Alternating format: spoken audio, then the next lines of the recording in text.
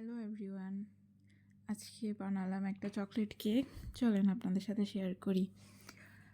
তো প্রথমে নিয়ে নিলাম 3টা ডিম, এটার সাথে 1 কাপ চিনি ভালো করে মিক্স করে নিলাম যতক্ষণ পর্যন্ত চিনিটা মেল্ট না হয়। তার সাথে 1 কাপ রান্না করা তেল, ওইটাও খুব ভালো করে মিক্স করে নিলাম। তারপর হচ্ছে 1 চামচ ভ্যানিলা এসেন্স, যেটা অপশনাল, চাইলে মানে নাও দিতে পারেন, সমস্যা নেই।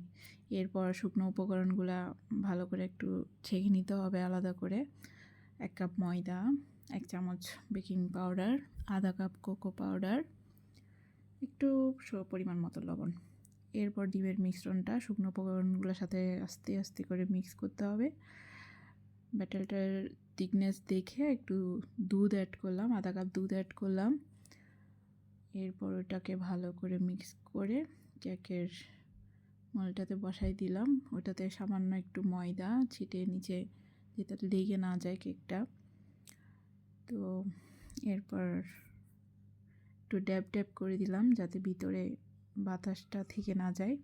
এরপর আমি আগে থেকেই গ্যাসের চুলায় পানি দিয়ে গরম করতে দিলাম হাঁড়িটা। এরপর 40 মিনিট পর হয়ে গেল আমাদের চকলেট কেক। এটা খেতে খুব মজার, সবাই খুব পছন্দ করে। তো একবার অবশ্যই ট্রাই করবেন। Thanks for watching.